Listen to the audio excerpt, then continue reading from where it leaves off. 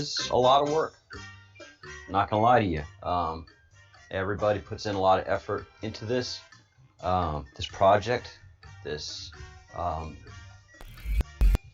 this curiosity that we all have, and uh, it looks easy sometimes, and then there's days that you're with me with all of the problems and hiccups and tech issues that you have in doing something live like this single-handedly, and then you have people that get emotionally invested and involved in what we're doing here, and after a while you do get emotionally invested and involved. It's the human experience. We've talked about non-playable characters, NPCs. Great theory, but everybody I've talked to on the web here has emotions. And some people are, very dry and don't have much emotion, just can keep pounding on someone and then say, oh, look how emotional they're getting. So the concept of non-playable characters in this reality that we're experiencing is nothing I've come across yet. Everybody I've talked to has feelings, emotions, and questions, and some people even have answers.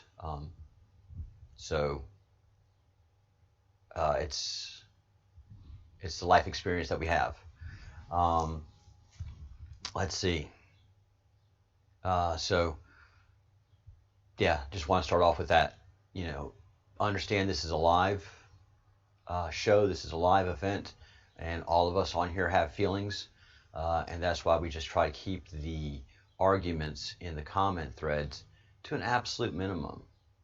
If you want to have a dialect, great, but if you're going to start hammering another chat person, either take it offline via email, telephone call, Skype.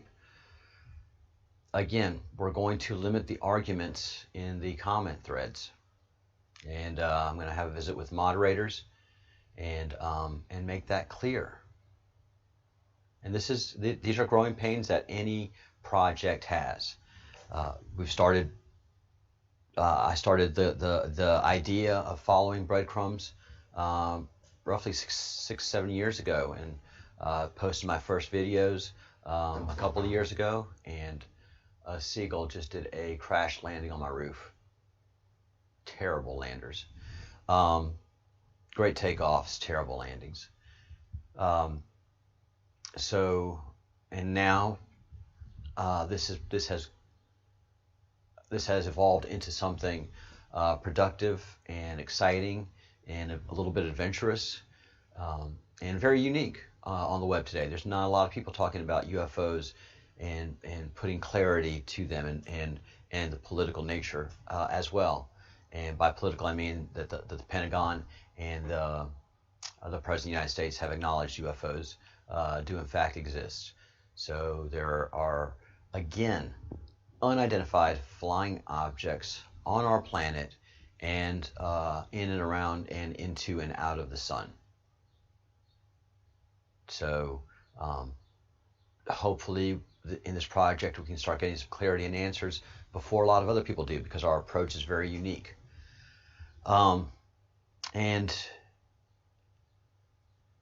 As we move forward, I really want to solidify how we do business in the chat.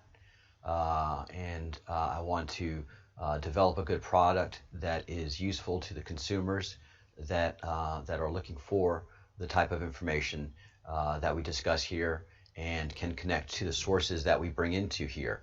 One of the big things that I like to do is sourcing, and everything that I do involves some kind of sourcing. I'm not an original ideas person. I do follow Breadcrumbs very well, but this isn't the original ideas project. This is the Breadcrumbs project. So I take somebody else's idea and I follow it. I have some ideas and concepts of my own that I can't bring proof to here and talk about. And I know that a lot of people that are in the comment section have ideas and views of their own, and when challenged and they don't care to produce their ideas, that's when you back off in a comment thread. You're like, all right, maybe I'll ask again politely, and then just let it go, and acknowledge some kind of friendship. But we have to develop a better form of discourse in the comment threads. And these are just some of the growing pains that we're going through. We have to experience rough things uh, so that we get that um, those calluses, those working calluses, um, and that's why I call them growing pains. Things have happened; they're just not going to happen again, and if they do, they're going to have a very short lifespan. Um, and I want to grow the investigative part of what I do further, and bring more to it and get that more exciting. And so I'm going to be working on that as a producer and as a host. So bear with me as I go through those learning pains. And the one thing that is really, really strong and clear, and something that, the main thing that I'm talking about right now is UFOs. And that has been in the news a lot. And nobody is making sense of what we're seeing, but there are a lot of questions. So really want to focus in on this UFO activity and bring as much clarity as we can to that. And also continue on the Q map again, which is riveting. If it's a psyops,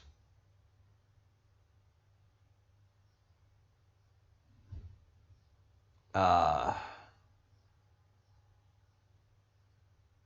mean, yeah, in one sense, sure, it is a psyops, a psychological operation.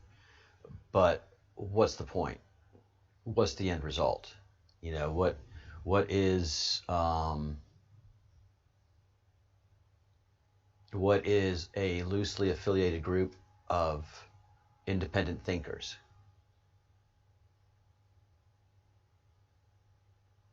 What is the end run on that? And that's why, I mean, anytime you do an investigation, you first of all have to look at all the evidence, compile it all, and then do three things. Look for the motive, the suspects, and the clues. But first you have to determine motive. If you don't have motive, then it's a pointless exercise. And then then it becomes kind of, if you have an idea, especially one that is very challenging, and then that you investigate, the end result has to be motive. The easiest thing is follow the money. That's the easiest thing in the whole world. You can when you start following money, when money's involved, motive is boom right there. Money, motive. Those are in any kind of crime of money. Money makes the world go round. So if you have money involved, then the motive's easy to define. If money truly isn't involved, then you really have to start asking, all right, what's the motive of the operation? Especially as a project manager, you have to ask yourself, what's the motive of the operation? So one of the best exchanges so far that we've had in the whole debate about aliens is, again, the interchange between Donald Trump and Don Trump Jr., the bearer of his name. All right, this is Junior. This is who I look to carry on my empire and everything that I have done and built, and that's as man. That's when you have your firstborn and you give him the name. It's a very egocentric moment. It's a very fulfilling moment to have that firstborn and say you're Junior, or you're the third, or you're the fourth, or you're the fifth. Yeah. So and it's very clear of the interactions between Don Trump Jr. and his father that they have a no-nonsense relationship, that they love each other dearly, and the term family means everything to them. Yes, they've had divorces. That's just the way life is. People are complicated, man. Relationships are really complicated. So, but this father and son, and the way Donald Trump feels about his children is plain to see. It's obvious to see. And he's got good kids, man. I'm not gonna lie to you. I've had plenty of friends that when I was younger, that their parents were well off, and the richer they were, for the most part, unless the parents were really grounded, had strong faiths, and really made sure that there was good discipline, structure, and accountability at home. And that's hard to do when you're rich. When you're rich, supposedly there's a lot of time spent away from home. But if you're rich and smart and a family person, you make sure you have good management teams working hard, representing your beliefs and core values, and then you can spend more time at home. So you have to develop leadership at home, and you have to develop leadership in the office if you're going to be a successful parent and billionaire. And there's not a lot of spouses that can work within that rigid, demanding structure. I sure couldn't. So kudos to all the Trump children who've ended up very, very well, in my view. So the President of the United States has his son asking him a very, very strong question that normally 100% of the time would be, son, don't ask me that question. I mean, you've asked me this again and again and again. Please stop already with the aliens, okay? It's getting embarrassing. That's not the response that that Trump gave to his son. Again, watch the body language here. Watch the body language. Watch Trump, and I could, and I will actually. I'll start prior to this question. I'll cue it up a little further away back, and just see how Donald Trump answers his son at every point and juncture. He's looking at him in the eye, and he is direct and frank about what he is saying. And then when it comes to aliens, he's squirmy. He can't look his son in the eye. His responses are interesting, but it's definitely not a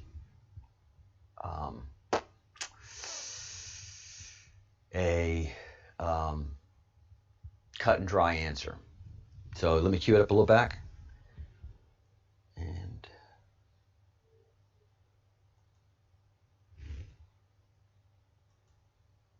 successful years in the history of our country. I think it's great, and I agree, because those policies have worked. So to finish up, two last questions I have for you. I've heard from some of our mutual friends that you don't love my beard, but given the quarantine, I'd like to know, between myself, Ted Cruz, and Rand Paul, who have all grown sort of quarantine beards, who's his best and why? Well, I don't like it on you, as I've told you. Yeah. And I think that's fine if you want to do it. I'm a libertarian in that way. You can do whatever you want. But I don't like it on you. I think that Rand and Ted look better without it. Both friends of mine. They're both doing a fantastic job, and they're both defending me all over the place. Huh? Good looking.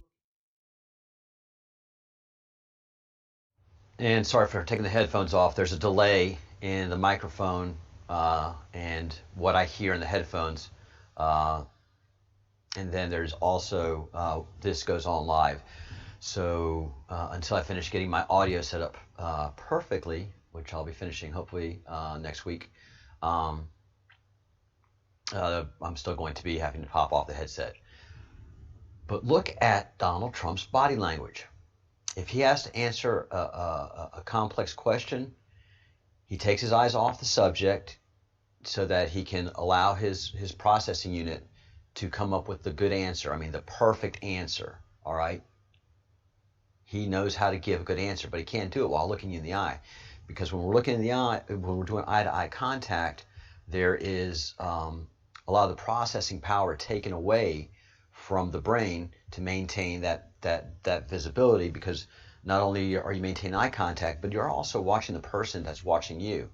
And so you're going on all the bodily cues that person is giving off.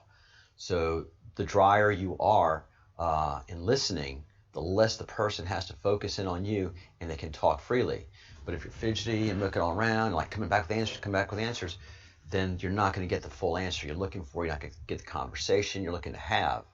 So Donald Trump, when he has to answer complex questions, he'll look off somewhere blank. His brain, super fast, comes up with the right answer, and he looks you in the eye and tells you what he's saying. Again, body language is so important.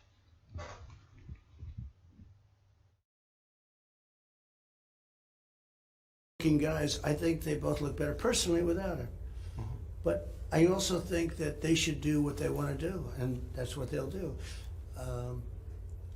And in some cases, I think it's good, but in your cases, get rid of it. Okay. Don't worry, guys. I'm going to get the follow-up call on this one later on. But so, last question. Before you leave office, will you let us know if there's aliens? Because this is the only thing I really want to know. I want to know what's going on. Would you ever open up Roswell and let us know what's really going on there? So many people ask me that question. I know, it sounds almost ridiculous, but it's actually the real question I want to know. It sounds like a cute question, but it's actually, there are millions and millions of people that want to go there.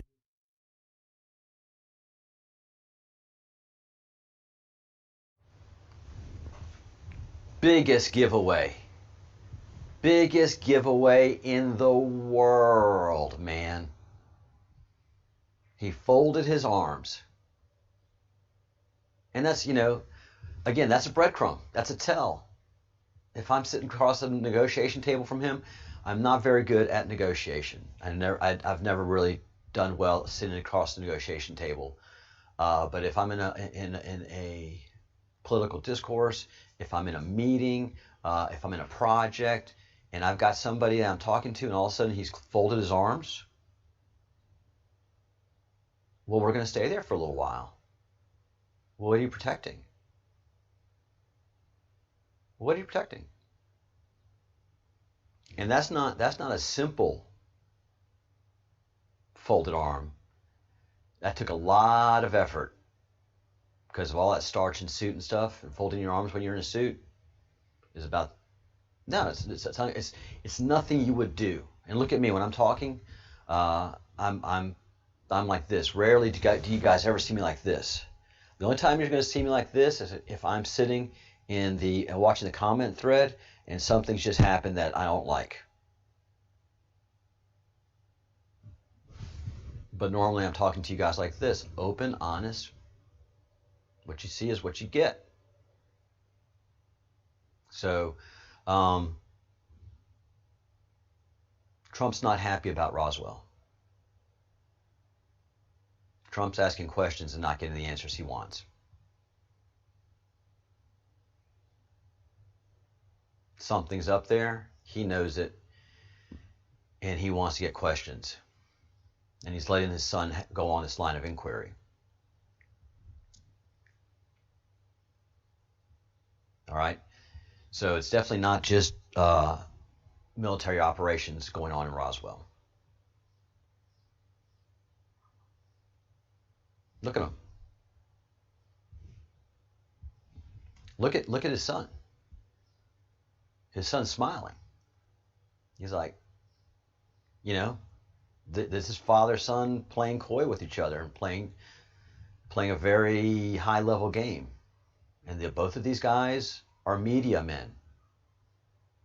Both these guys know the media well. They're not going to ask stupid questions, especially not to each other, especially not as vulnerable as they are politically. So this is a high-end exchange that goes very, very strongly with my line of inquiry. This is a tell. This is a breadcrumb. This is a tripwire. And y'all heard me. Good morning, Kate. Good morning, Graham. Good morning, Nicola. My heart. Hey, been a while since we've seen you. Welcome back. Good morning. So this is a tripwire. This is a tell. This is something that makes you go, well, why did he fold his arms? Why is this questioning even happening? Why are these two pragmatic men talking about aliens? And here's the goocher. So when you go to a supermarket, most of the time, you're there for bread, milk, That and want beer. to see it. I won't Well, talk in to you America. about what I know about it, but it's Stop very that. interesting. But most of the time, whenever you're in a supermarket, whatever you want the most is going to be at the farthest end of the supermarket, so that you have to travel through at least a few aisles to get there. That's just the way you plan a supermarket. Your highest selling items are furthest away from the door. Your best song is what closes the concert. Your best lines are at the end of the book. When it's time to close the deal, a closer closes the deal at the end. He doesn't close the deal at the beginning of negotiations like Theresa May did with Brexit. You wrestle until it comes time to, all right, this is deadline, this is sale date, this is when we agreed to close the contract. Whatever that deadline is, the end of the story, the end of the concert is where you have your biggest sell. And this is the end of the interview. This is the end of the this is all the marbles. This is the big hit. And they're doing aliens. 20 years ago, this would have been laughable. A year ago, this could have been laughable.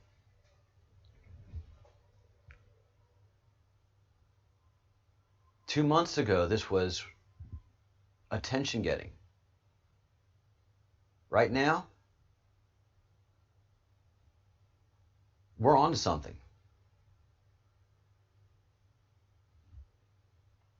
And let me reiterate, Donald Trump has been sued more times than I can imagine. For all the companies he's had and all the things he's had to work with, he's had to deal with the unions of New York, which is the world's hardest unions to deal with, by and far. It's easier to deal with the mafia than it is to deal with the unions. So a lot of companies, back in the day, you deal with the mafia, get it done, union does what you want them to do. But if you went management to union, there was never much success. So, I mean, in that area, Donald Trump's been sued. He has been in countless depositions. And like me, and I've had plenty of experience, legal experience, working for law firms, being sued, and suing. I sued Bell South in Atlanta, Georgia, and won. So it was an internet case, not a groundbreaking one, but terms of service were broken. I could prove it, and I sued Bell South. They brought their high-powered attorney in, two high-powered attorneys, very well dressed, immaculate, boxes of information. And it was me and my girlfriend, and it was a civil court. And I represented myself, brought all my evidence. The judge was tough, but Bell South couldn't produce the terms of service that I agreed to. That noted the change. I could establish that I had terms of service with no change, and that I had not signed anything new. And Bell South said that I did, and they couldn't prove it. And so I won. I think I won like $130, and that was it. But so it was pretty cool. So in that sense, and I could tell when my attorneys, the attorneys that I was against, my counterparts were uncomfortable. I knew how to read body language then, and I know how to read it now. I could read the judge's body language, and I knew where the case was going, the court case was going, and so I pursued that area, that where the judge was really, felt confident, where they come forward like that, and whenever they backed off like this, I knew, oh. And the only time that the judge went like this was when I got way too technical, because it was network engineering talk that I was talking, and so as long as I kept it to the human level and the legal level and stayed out of the technical level, then the judge was with me. So Donald Trump's been sued. He's been in depositions. He knows how to restrict his body language, and this is just so much tell. Interesting. But Roswell's a very interesting place with a lot of people that would like to know what's going on. So you're saying you may declassify? Oh. You'll take it? Well, I'll have to think about that one, right? I'll have to think. All right. So a couple of weeks ago, I found myself to be the subject of I'll have to think. Declassify? Oh. You'll take it? A lot of people that would like to know what's going on. Interesting. But Roswell's a very interesting place with a lot of people that would like to know what's going on. So you're saying you may declassify?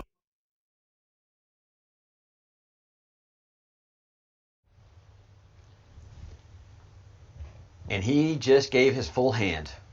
He is so good at telegraphing. Donald Trump is so good at telegraphing. If you do sit at the end of the table of negotiating with Donald Trump, he's going to tell you what he wants.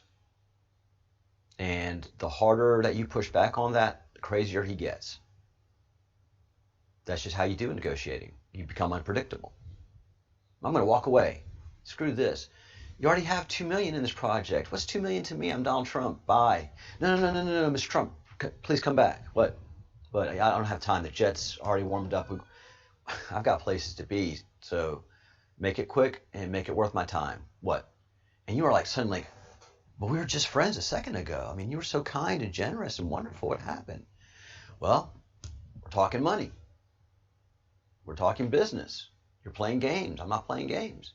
He's playing games. Business, but he can use his intimidation tactics all he wants. He knows how to play the game, and so he telegraphs at the beginning, this is what I want. If you can bring something stronger that makes me fold my cards, all right, fine. We'll do battle on the battlefield, see if you can stand up to it. But he just said, a lot of people want to know what's going on in Roswell.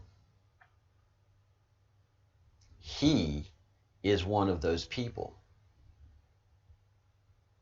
Are you going to declassify? We'll see. We'll have to talk about that. He can't declassify Roswell. He can't touch Roswell. That's what's going on here. The Trumps are going through a great awakening.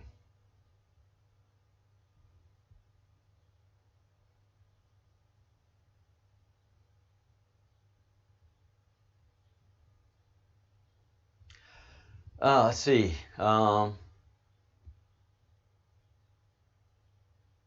Hey, Maria. Good morning. A lot going on in the chat. I don't have a chance to get in there. So UFOs. UFOs are my line of questioning right now, and something that I am very interested in. Also, what's happening in America. We are watching Civil War happening. And so what's going to be going on there is going to be going on for a while. and that is also part of a great awakening. Tim Pool and his one of his I should have had this queued up a minute ago. Well, in his chat show, I'll show it this evening. Fascinating discussion. He and his, they're both wearing beanies, and looking very millennial. Tim and his co-host Adam. And Adam 6 months ago wasn't going to vote Democrat, but he sure wasn't going to vote Trump. Beard wearing millennial, again knit hat wearing, and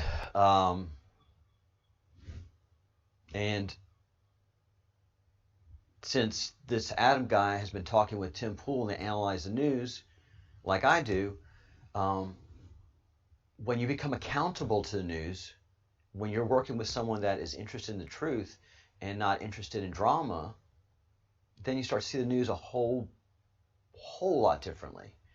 And that's part of a red pilling process. That's part of a great awakening process. So that is going on as well. And a lot of people are talking about the polls. The polls, they're showing Donald Trump is going down the polls, and Joe Biden is, he's got a 10-point lead, he's got a 12-point lead. And this is just TV stations and TV networks and political strategists and political commentators just trying to keep a horse race going, really, guys. That's all the polls are. They're so weighted, and to get the numbers that they're desiring of a 10-point, 12-point lead, they've got to call all the specific right people and ignore the whole bunch of the other side that we know is going on. One of the biggest things that you can see in the red pilling process is the walkaway movement. And the walkaway movement, Brexit, and the polling that Trump is doing now in the black community doesn't reflect the polls and what the MSM, the mainstream media, is saying. So somebody that takes the red pill can't go back to blue. And a lot of people voted against Trump in the last election. Well, there are a notable number of people that voted against Trump in the last election that are voting for Trump in the upcoming election. Conversely, I can't think of one single voter that voted for Trump last election that's going to vote against Trump last election. Finally, there's an enthusiasm for Trump in this election that was lacking in last election. So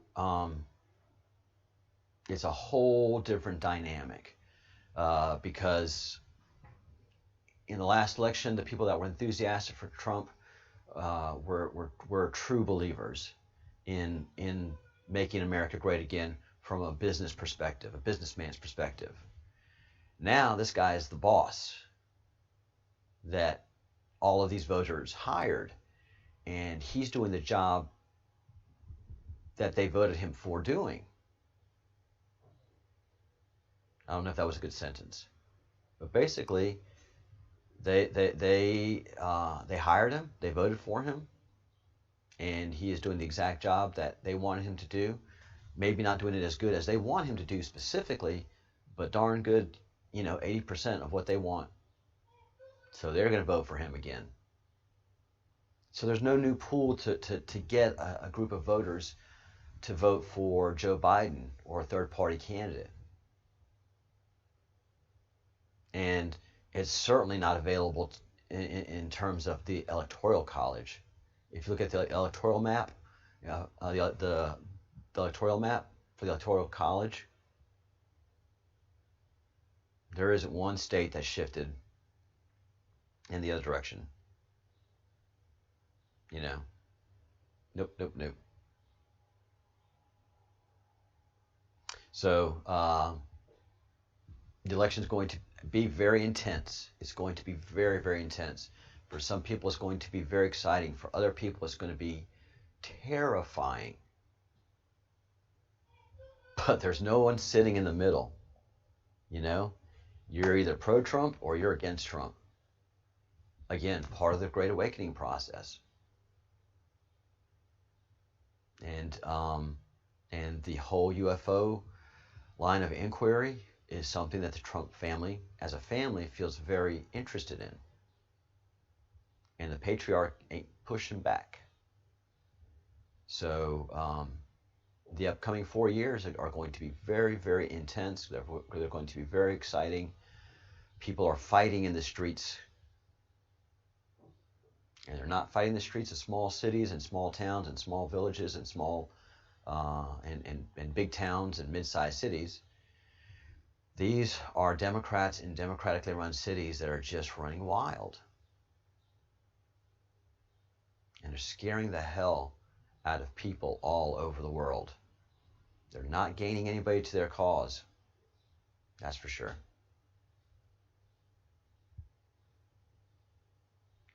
As Kate says, please hit the thumbs up button if you get a chance, and support the channel. We're growing these ideas. We're growing these concepts. We are not a hive mind.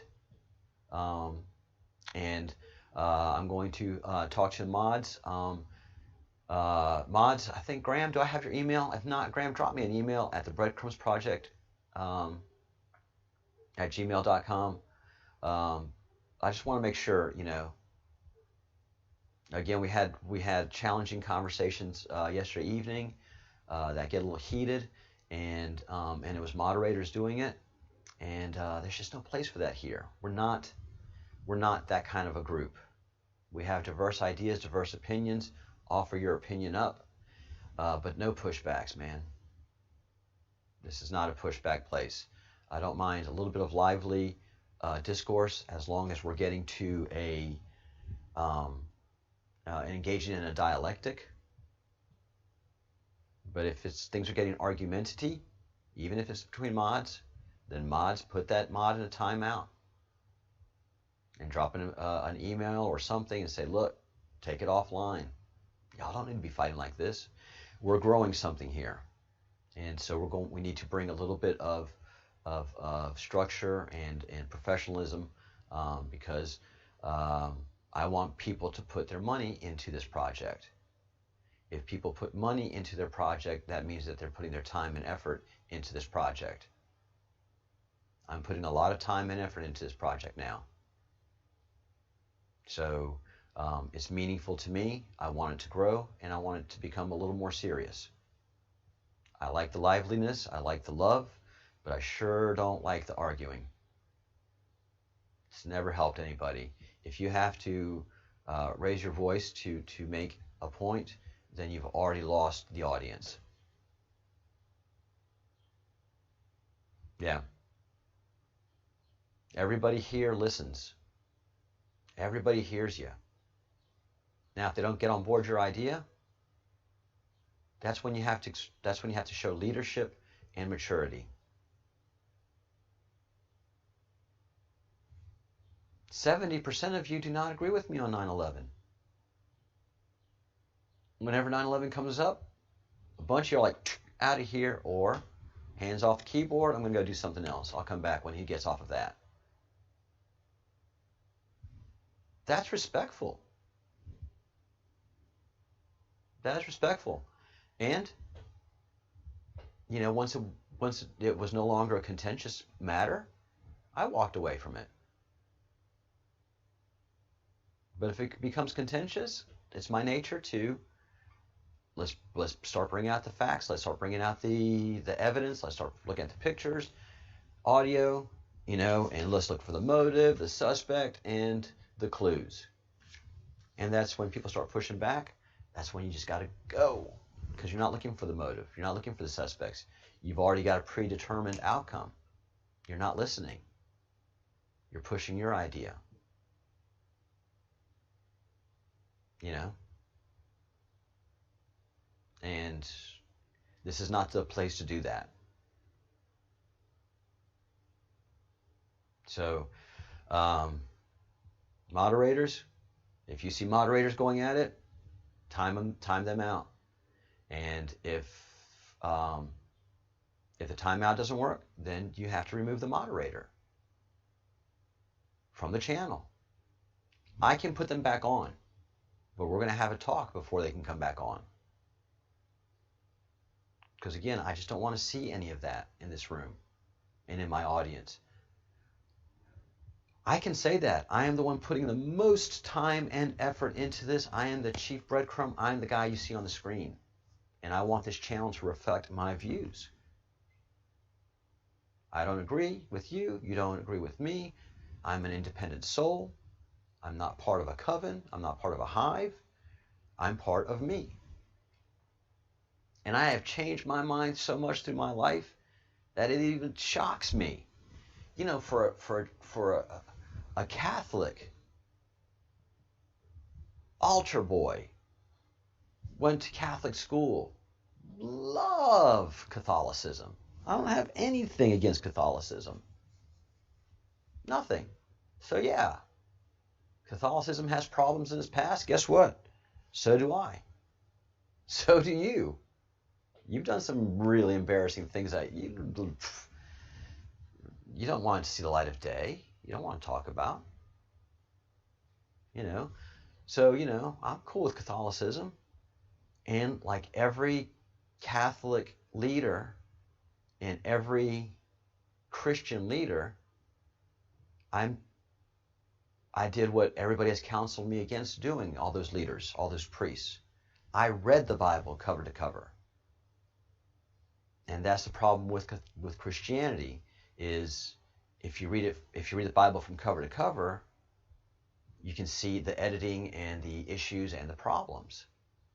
It doesn't make your faith go away.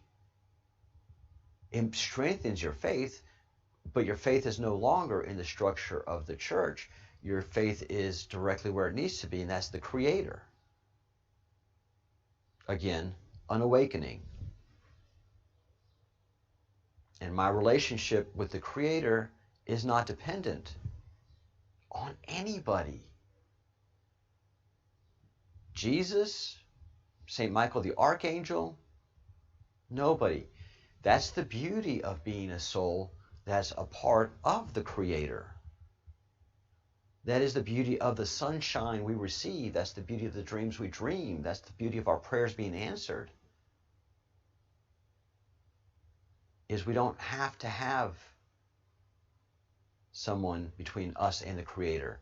We don't have to have someone between us and our ideas. We have teachers. The teachers can only teach us in certain subjects, and as far as our knowledge is allowed to go. You know, there's a lot of stuff that Partha and Angel talk to me about, and I'm like, boom. I can't even process at least 70% of what they lay on me. I'm happy running with 30%. It's the 30% that I find important. Vishnu and Rahu and all of those gods and demigods and their stories, I don't hang on to that because there's just nowhere for me to be there. It's like Angel and Partha talking about their family members. You know, the stories are great and I love them and I'm endearing, but that doesn't teach me about the whole family member. So, you know, teachers can teach, but the student can only take in what the student can take in, and that's part of being human and the relationship that we have with the Creator. You know, and one of the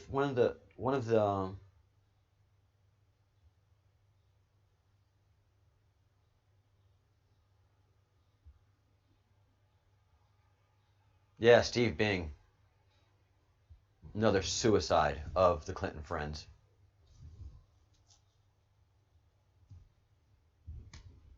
Yeah, where there's smoke, there's fire there. And that's what we don't investigate. We're not investigating Epstein. We're not investigating Bing. We're not investigating any of this stuff related with Clintons. and the Clintons have so much dirt on them. We're just orange man bad all the time. So uh,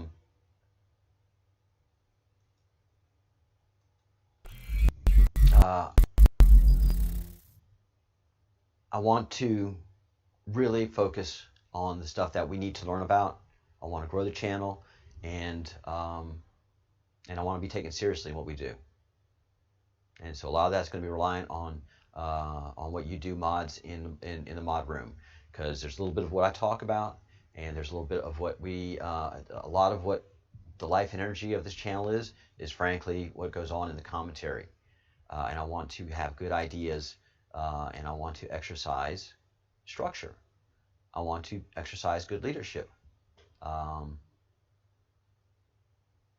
want the freedom to investigate the things that we need to investigate. You know, maybe we can start investigating some of the Clinton stuff as the things go by and by.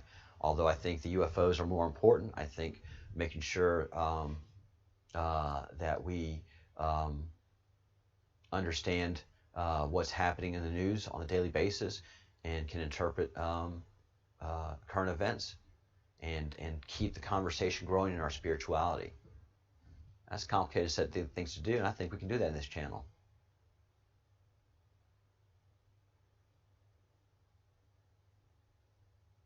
Well, yeah, Joshua. Yeah, someone is investigating. So a lot of good things happening, guys. And I think I'm very excited where we're going with our investigations this evening. I don't know if Partha or Angel will come on. I'll drop them some emails. Friday, we're going to begin the conversation on Zoroastrianism. I'm going to be putting more structure in what I do and how I present to you, and I want to grow what we're doing here. I don't want to be relegated to a small corner of YouTubery. I think what we have to say is important. I think people will begin to support us as we get out there. But the most important thing is that we maintain structure and discipline in our chat room, and not have free-for-alls at all. Nothing good comes out of it. It's like it's just everything that reflects liberalism. Well, I should just be able to say what I want. That's great. That is great.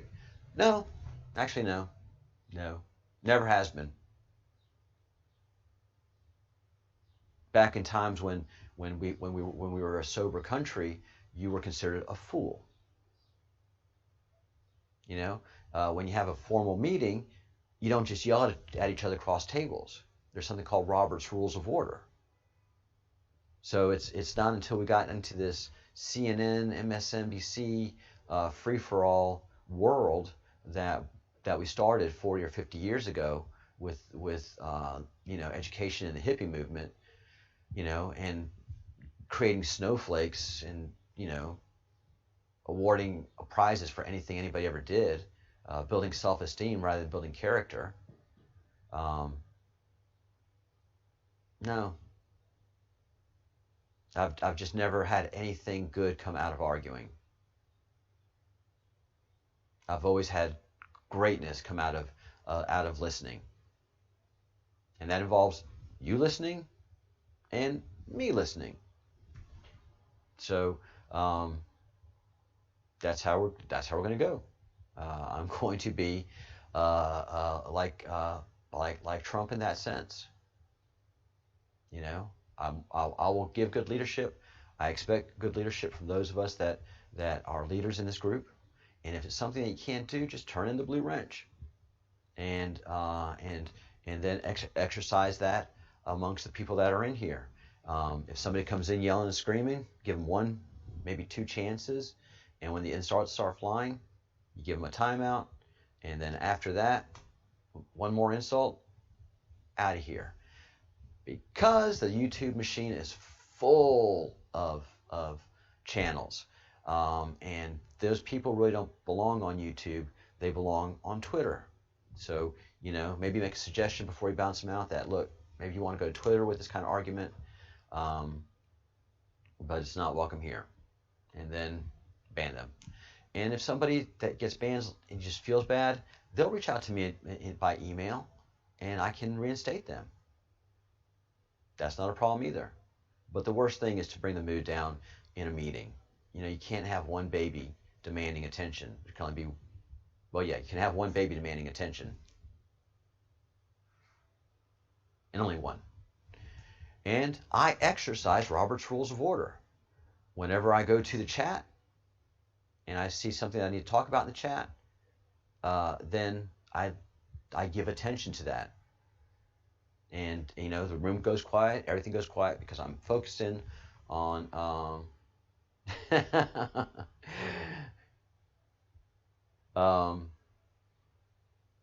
yeah, email me, guys. The email machine is always open and working. Joshua, I would pull a Trump and tell them they're fired, but, you know, there's my own lawsuit, you know, demonetized. I get demonetized. All the video revenue would go to Trump Corporation and NBC. So yeah, I'm excited about the channel. I'm excited about you guys. I'm excited about what we do here. I'm excited that you don't agree with me, and that, you know, whenever you feel I go too far, it's okay to challenge me. If you feel like we just disagree and I'm not going to go your way, don't mention it, you know, because your anonymity is important to me as well. I don't want to know everything you're thinking. I don't want to play to your way of thinking. I want to build an honest project here with following breadcrumbs. So, yeah, I'm glad you got that, Joshua. So yeah, but it's part of the growing process. You know, literally 2.5 months old, 2 months old with day, morning, and evening, and 3 or 4 days old with the format that we're following. That is very comfortable and exciting to me. I've got to go. I got to go to work, guys. Holy crap! The morning shows are going to be half hour on Mondays and an hour the other 6 days of the week. And Saturdays, no shows. And in the evenings, I started, what time? I think it's 4:30 in the afternoon, Washington, D.C. time. And I'll try to keep it to an hour and a half, no more than 2 hours, because I got to get to bed. So that's the way we do it around here, guys. And you guys don't have any questions. If you had any questions, you'd put them out there already. Thank you for everybody that's watching. Please hit the thumbs up button if you haven't already. Those of you who are lurking and haven't created a YouTube channel, YouTube ID yet, which you create a channel as well in creating that ID. Create it, jump in the conversation. But thank you for listening. That is probably the greatest thing I can say, is thank you so much for listening. All right, let's get out of here. I got to go to work.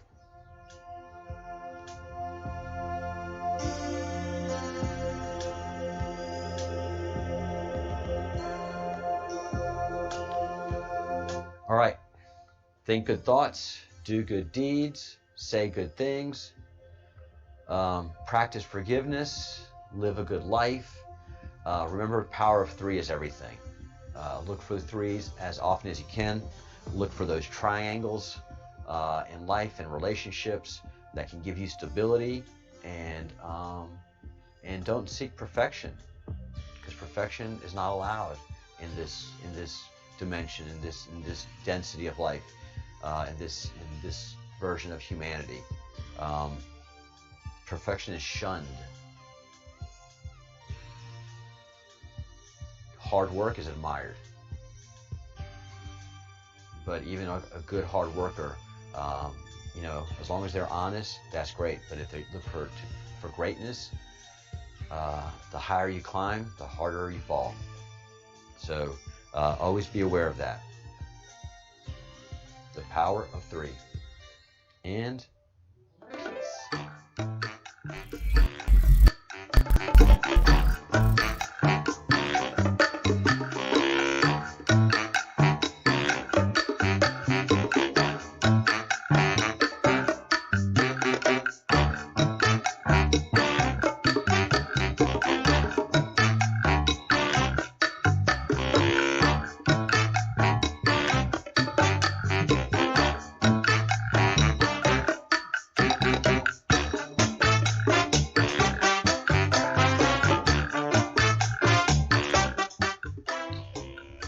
Remember, the chat continues on the next live stream that I am going to be putting up here in 5 minutes after ending this stream.